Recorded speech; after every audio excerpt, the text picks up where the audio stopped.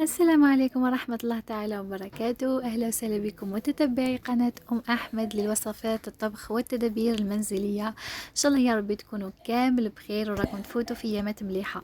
اليوم جبت لكم فيديو خفيف حطيت لكم فيه بعض المقتطفات من العرس تاع ولد عمي اللي كان في الأيامات اللي فاتوا. باختصار حاولت أني نصور لكم ولا نخطف لكم بعض المقاطع باه تشوفوا حنايا في الشرق واش نديروا في العرس تاعنا، واش نحطوا في القهوة، واش نديروا في العشاء، واش هو الديكور اللي نديروه، كيفاه نديروا العرس تاعنا اكسيتيرا اكسيتيرا، يعني هكا بطريقه مختصره. en même temps صورت لكم شويه لا سال باه تشوفوا الديكور، صورت لكم الماكله، هكا ديت لكم شويه لحظات من العرس باه نمد لكم فكره يعني على الحوايج اللي نديروهم حنا عندنا في الشرق. دونك راح نخليكم تتفرجوا في لا فيديو او ميم طون راح نحكي لكم شويه على العادات تاع العرس تاعنا كيفاه نديروه. هنا عندنا تخلاو على بزاف من العادات والتقاليد تاع زمان. باغ اكزومبل بكري كان العرس تاع الراجل يطول، كانت تتلم كامل لا فامي يروحوا عند اهل العريس ويجيبوا فيها واحد السمانه ولا اكثر وهما زاهيين ويغنيو.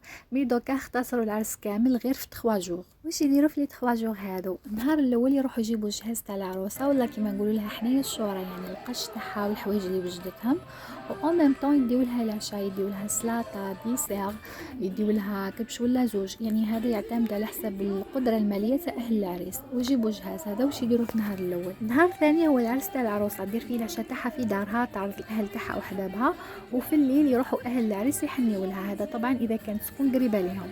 اما اذا كانت تكون في بلاصه شويه بعيده في ولايه خلاف ولا، كاين اللي يروحوا العشيه وكاين اللي يروحوا الصباح، وكاين اللي ما يروحوش كومبليتمون، يعني يحنيوا لها حتى يجيبوها باه يحنيوا لها. كاين اللي يروحوا العشيه يديروا لها خطبه وحنه، يعني ما يكونوش داروا لها خطبه من قبل كحفله وحدها، نو يخليوها حتى للعرس ويديروا كلش مع بعضها. يعني في هذاك النهار الثاني يروحوا يديروا لها الخطبه ويديروا لها حنه، وهي في الليل دير العشاء تاعها نورمال. والنهار الثالث هو النهار اللي يجيبوا فيه العروسه. هذاك النهار العريس هو اللي يدير العشاء تاعو ويعرف الاهل تاعو جيرانه وحبابه الى غير ذلك.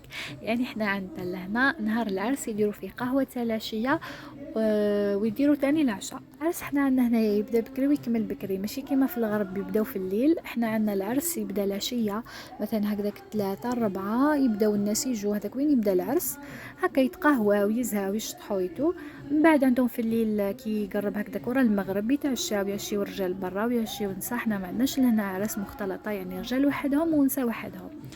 بعد ما يعشيوهم يزيدوا هكذا يديروا سهريه تاع واحد الساعه ولا ساعتين. يعني الا كان طولوا بزاف ل 11 12 يكملوا سي بون، 11 12 يكون كمل العرس ويتفرقوا كل واحد يروح لدارو. ونحاو تاني هذيك السيره تاع الغدوه هذيك من الصباح يديروا الغدا تاع العروسه ولا نو سي بون، العرس يكمل في هذاك الليله بعدا صاي كل واحد يروح لدارو وخلاص العرس. اي ونسيت نقول لكم باللي الليله هذيك تاني اللي يدير فيها العريس العشاء تاعو يحنيوا له فيها، تحني له امه ولا وحده كبيره من العائله يهبطوا لتحت يحنيوا له، وهو يكمل يزهى مع اصحابه وسيبه.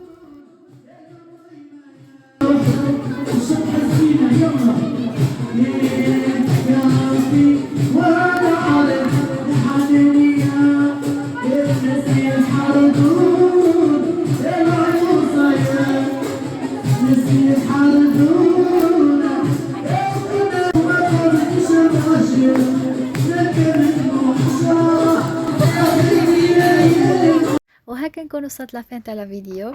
صورت لكم شويه لا سال من برا، ان شاء الله تكون لا فيديو جست خفيفه واستفدتوا منها. ودوكا ما بقى لي غير نقول لكم في امان الله وحفظه، ونلتقي ان شاء الله في فيديو اخر مع معلومه جديده. ما تنسوش ديروا لايك لا فيديو وبارطاجيوه مع صحاباتكم، واذا عندكم اي سؤال خليه لي في الكومنتس. باي.